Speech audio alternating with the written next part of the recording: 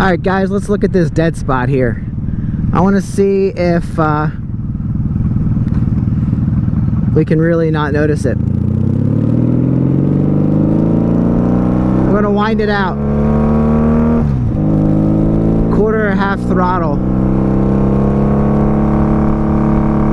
It's going to get loud though. See, if we're not fully opening it,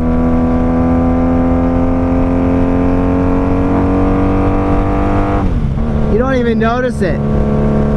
So I'd say if you're going full throttle, you're going to notice the dead spot. But if you're just slowly winding it and not asking for too much gas,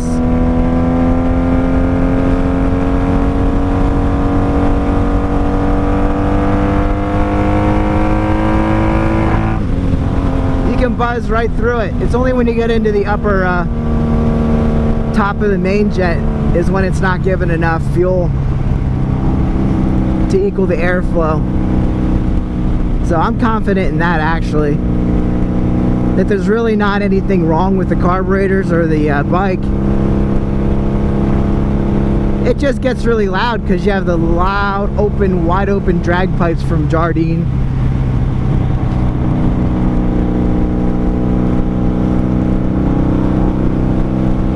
If you don't understand, let me explain the whole jetting issue. So in your carburetors, yeah, this is a carbureted motorcycle. 1 carb per cylinder, so there's 4 carburetors on here. There's also 1 pipe per cylinder. So you're getting that full from the carburetor out. There's that wide open port from the headers into the exhaust. So all that air is flowing through there with no restrictions, except for the air filter on the other side. So the stock jets on this bike, I'm not sure what number they are. I'd have to look at that. I believe they're, I don't know, 112s or something. If you have the specs, go ahead and leave them in the comments. But when you put on aftermarket exhausts that are wide open, you need to up your jet size to let more fuel in to compensate for more air. They need to be leveled out. Oh, I'm already in 5th gear. Still looking for that 6th gear.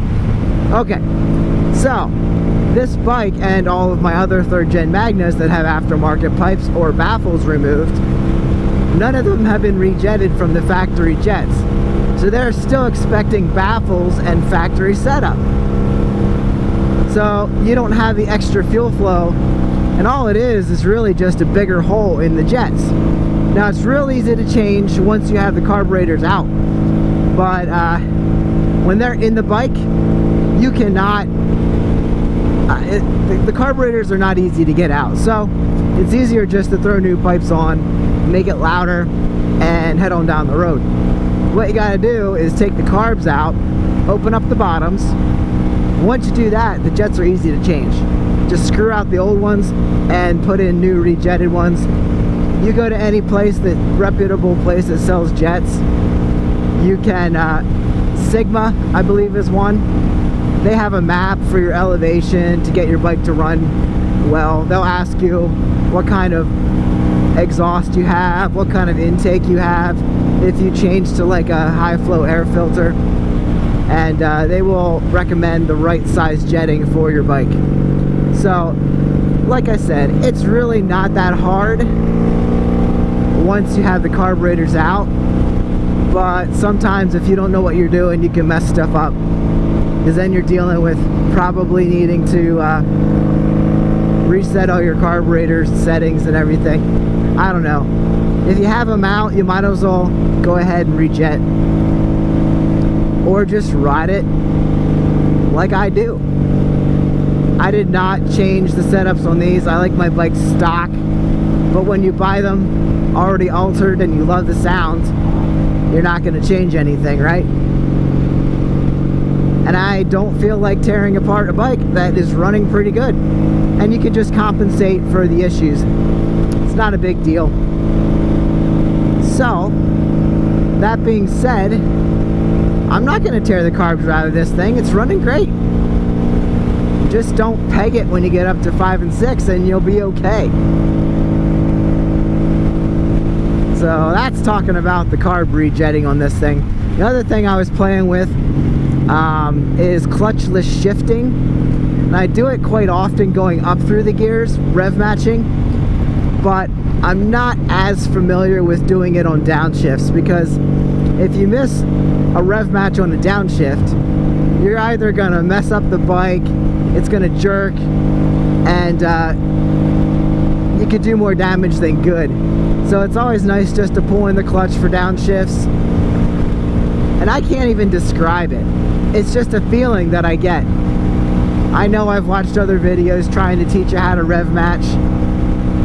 Basically what I do on the way up shifting is just, again, go by feel. But I basically just shift up when I would normally with the clutch. Just let off the gas for a split second, shift, and you're good. That is rev matching, but I don't know how to explain it to you. Maybe some of you guys can help me out in the comments. It's not an easy concept for me to grasp. I just know how to do it. On downshifts, same thing. Blip off the gas just real quick. And I don't know, like I said, it's by feeling for me. Like if I wanted to do it now, let's see if I can hit it. I've done it a couple times on this trip. If I wanted to downshift now, I just let off the gas. There.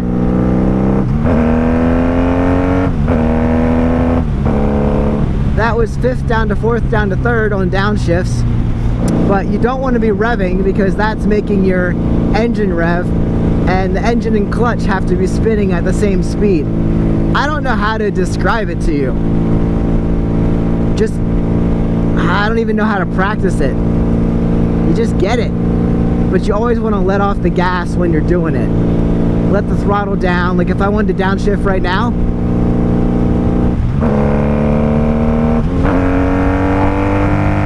upshift, upshift. See, it's just a feeling. I don't know. But you always want to let off the gas. You don't want to be spinning your engine when you're shifting. That's just dumb, because all that stuff's spinning in there, and you're going to start ripping stuff up, and it's not going to be good for your clutch. Nobody wants to burn out their clutch unless you want to put a new one in. Then go ahead, play with it. But if your clutch is working, don't mess with it. That's how I see bikes. Like when I buy them, and if it's working, I'm not going to mess with it. I'm not a customizer. Yeah, I rejetted the 600 Shadow. I still haven't put that back together yet. But again, open baffles. The baffles are drilled out of the stock pipes. So while I was in the carbs, why not order a jet kit from Six Sigma and get it to run better than it did? When I was in there cleaning, I just put new jets in. So I don't know. I'm not a fan of messing with something that's working. I like a bike to be stock and operate the way it was designed. Now, if I had one or two motorcycles and I could always have one to ride, I might tinker and mess with another bike, but I don't really. I have plenty of projects to do, just maintenance and, you know, buying new projects. I don't need to be messing around with stuff that works, right?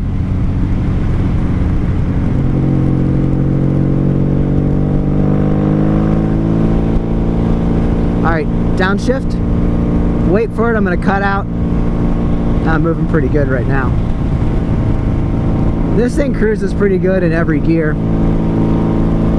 But if you really wanted to take off, do a quick downshift, let's see. I'm going to grab it in a second. How about now?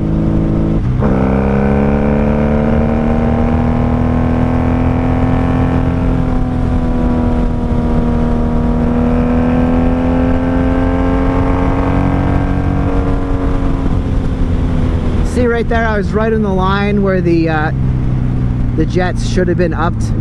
Like it was starting to falter there around 5 and 6 RPM, 1000 RPMs. We're in 4th gear, I think, right now. I'm gonna upshift without the clutch.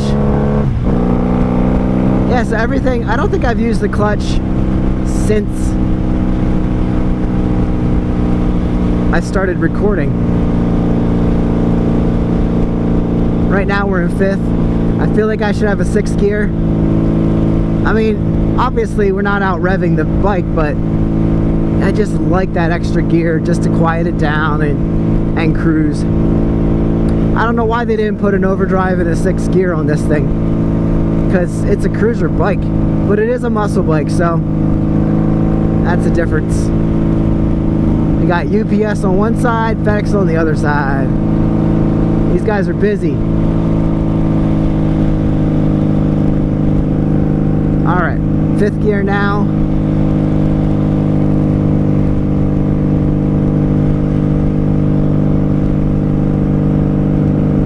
I don't know if you want to... Oh, there's a trash truck out today. It's a Saturday. Poor guys. Ah, that smells ripe.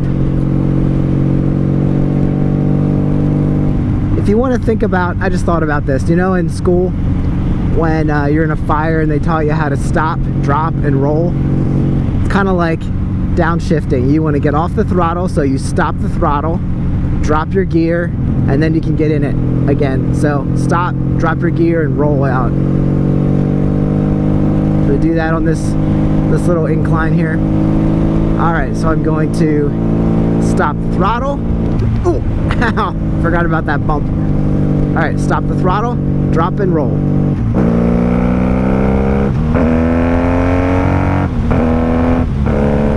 Alright, that was down 2 and up 2. Alright, so I have it down. I'm not sure I described it well. Let me know if you think I was clear. Does that... I don't know. Can I even tell you? Like, you almost have to feel it. I don't know. I don't want you guys to go out and try this and rip up your bikes. Like I said, nobody wants to mess up their clutch plates and discs. So don't hurt your motorcycles, guys. Be nice to your babies. And if you don't feel comfortable doing this, don't do it. Unless your clutch isn't working, then you might want to learn. If you're out riding and your clutch stops working, like look at mine. I don't like this adjustment. And it's really far adjusted out here, so I think I need to adjust it down below. Whoever had this bike before did a lot of things to it, and I don't know how careful they were or if they knew what they were doing. No offense. I mean, I don't always know what I'm doing either.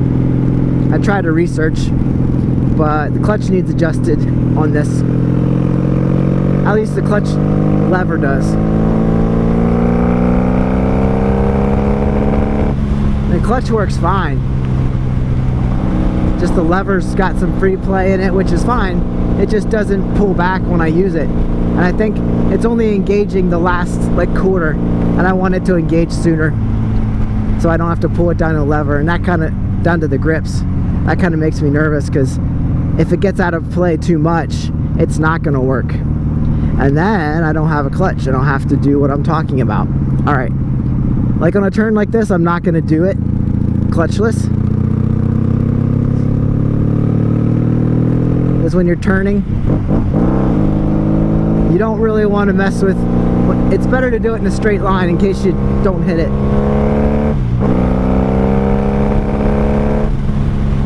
We're always in 5th gear. Alright guys, well, if you like this content and you stuck around to the end, thank you. I appreciate every minute. And stick around, because we're going to be riding a lot of other bikes. This 95 Honda Magna has been doing awesome. It is going to be for sale. I don't know why, but I have a lot of motorcycles, so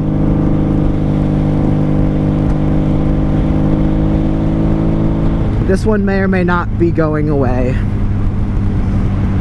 If you love content on this, keep watching it, and maybe I'll keep it around, but I don't know, guys.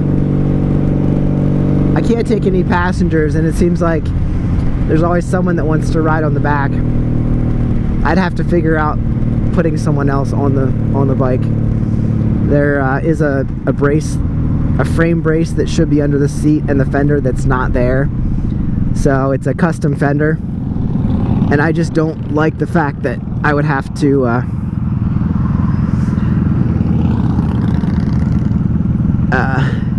rely on a fiberglass fender with weight on the back, and I just don't think that's safe. So if I keep this bike, I'd have to put something in there so I could put take riders. Anyway, I will see you on the next one. Have a great day, get out and ride. Enjoy the sunshine.